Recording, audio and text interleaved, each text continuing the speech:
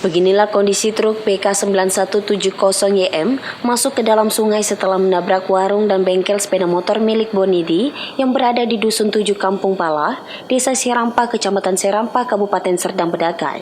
Tidak ada korban jiwa dalam insiden tersebut, namun pemilik warung dan bengkel sepeda motor yang merupakan ayah dan anak itu mengalami luka-luka akibat ditabrak truk.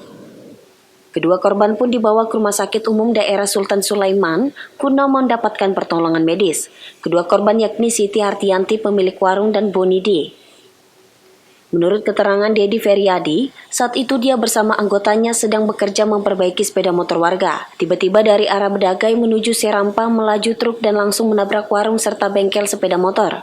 Beruntung dia dan rekannya dapat menghindar, namun Bonidi dan Siti Hardianti serta 2 unit sepeda motor yang ada di lokasi ikut terseret ke dalam sungai. Di sana kemarin ya nggak tahu tiba-tiba motor itu kami di dalam sini, tiba-tiba hantam terus kemari.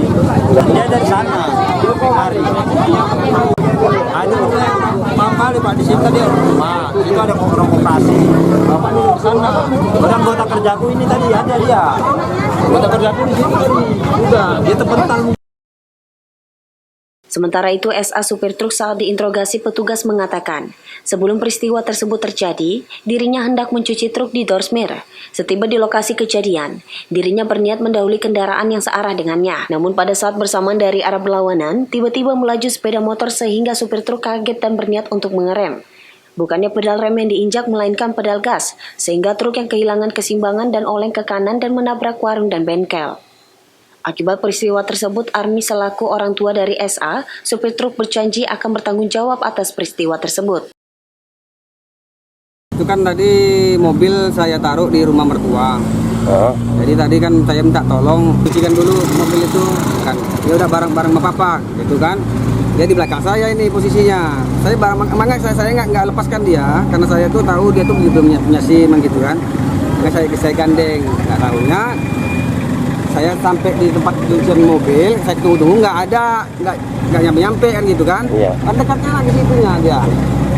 Saya balik arah, saya ke pabrik, naruh mobil, mau muat es saya balik lagi kemari, saya perasaan gak enak kan, karena lama kali ini, padahal ada barang 1 meter aja, 2 meter gitu kan.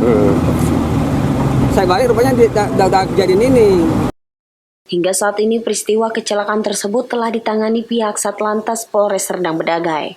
Abdul Malik melaporkan dari Serdang Bedagai untuk Evarina TV.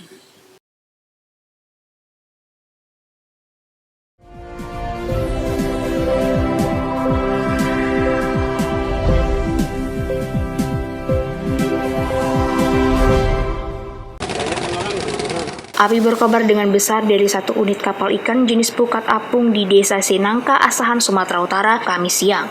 Nelayan yang berada di lokasi langsung mengevakuasi kapal ke tengah perairan Asahan agar tidak merambat ke kapal lainnya. Kapal yang terbuat dari kayu dan angin kencang menyulitkan pemadaman. Eka, seorang warga, mengaku kebakaran berasal dari kamar mesin kapal yang sedang melakukan perbaikan dan diduga percikan api las mengenai bahan bakar dan kebakaran pun tak terhindarkan.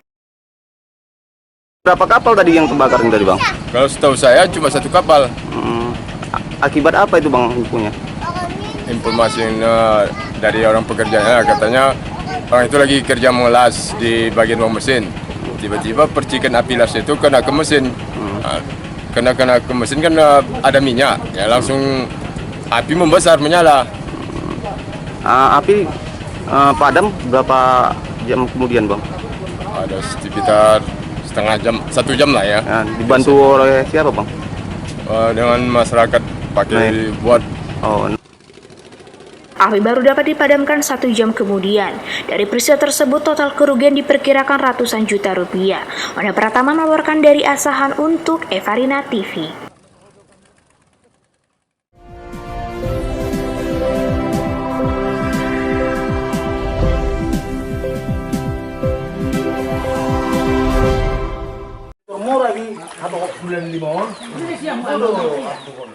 Banjir akibat tanggul Sungai Kualu yang jebol sepanjang 50 meter karena belum diperbaiki. Ratusan rumah warga di 4 dusun masih terendam banjir. Kondisi banjir hingga kini masih bertahan di 4 dusun yakni Dusun Aik Natas, Dusun Kilang Samin, Dusun Pasar Bengkuang, dan Dusun Kilang Saudara, Desa Sialang Taji, Kualu Selatan, Kabupaten Labuhan Batu Utara.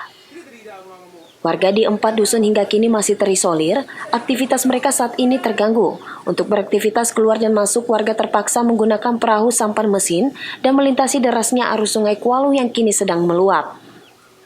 Menurut salah seorang warga Manahan Nenggolan, saat ini aktivitas mereka lumpuh total. Bahkan anak-anak mereka tidak bisa bersekolah karena perkampungan mereka sudah dipenuhi air akibat tanggul sungai Kualu yang jebol. Mereka bermohon kepada pemerintah agar memperhatikan nasib mereka yang saat ini sangat menderita. Sekarang kami di Desa Sialang Taji nggak bisa mengerjakan kerja kami, jadi ibadah pun nggak bisa. Anak kami sekolah pun nggak bisa gara-gara benteng jebol. Jadi kami memohon kepada Bapak pemerintah seluruh, kepala daerah, bahkan camat, bahkan sampai Bapak Presiden, pemerintah seluruhnya. Kami minta mohon kepada Bapak pemerintah supaya diperhatikan kami khususnya Desa Sialang Taji, Dusun Pasar Bengkuang, Kilang Saudara Natas. Jebolnya tanggul sungai Kualu ini juga sangat berdampak bagi dunia pendidikan yang ada di Desa Sialang Taji. Seperti yang dialami murid Sekolah Dasar Negeri Pasar Bengkuang yang terpaksa harus melaksanakan ujian semester genap di rumahnya masing-masing. Karena di dalam ruangan sekolah mereka ketinggian air masih mencapai 1 meter lebih. Menurut Repida Sirait, murid kelas 6 SD Negeri nomor 118190 Pasar Bengkuang, mereka saat ini merasa sedih karena tidak bisa mengikuti ujian semester genap di sekolah sebagaimana mestinya. Oh, ini lagi ngapain ini?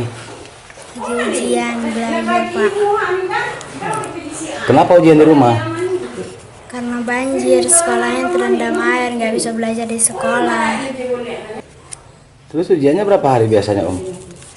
Biasanya 1 minggu dari hari Senin sampai hari Sabtu. Berarti ujiannya ini di rumah terus lah ya? Iya. Sedih nggak lihat sekolahnya kena air?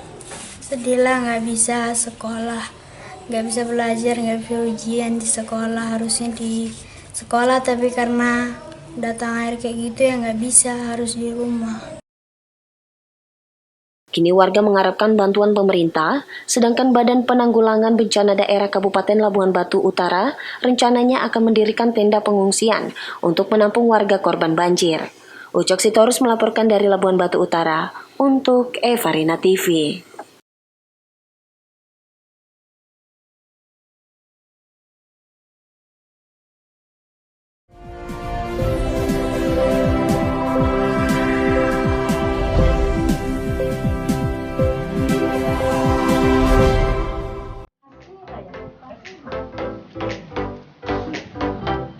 Keripik yang terbuat dari pisang awak ini sangat diminati masyarakat pada saat jelang lebaran.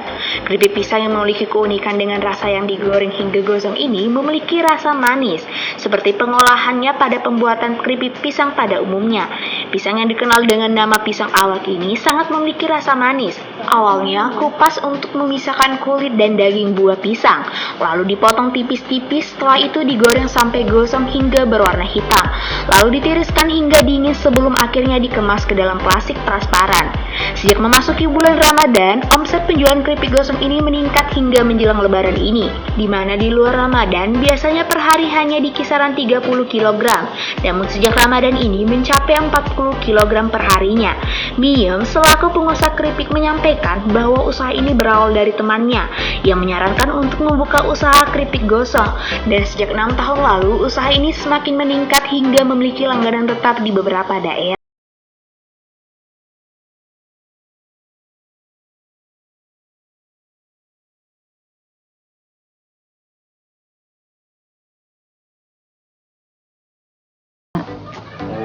Ya memang kita gosongkan, Bang. Cara menggorengnya juga, Bu? Iya, cara menggorengnya memang digosongkan. Ini kalau gosong rasanya gimana, Bu? Apa tidak pahit? Enggak, memang manis, memang pisangnya manis, Bang. Bapak nyari pisang, terus diperam. Habis diperam terus dikupas, terus digoreng. Terus kita gosongkan. Kalau yang digunakan ini pisang apa namanya, Bu? Pisang awak. Orang Jawa bilang pisang awak. Satu hari omsetnya berapa Bu? Kalau satu hari, kalau pisangnya banyak ya banyak. Kalau banyak bisa 40 kilo gitu dapatnya. Kalau pelanggan yang mesen Bu, dari daerah Labuan Batu Selatan saja atau ada daerah lain Bu? Udah sampai mana-mana Bang, Jogja, Surabaya, Nias, Aceh, Pekanbaru, Kota Pinang.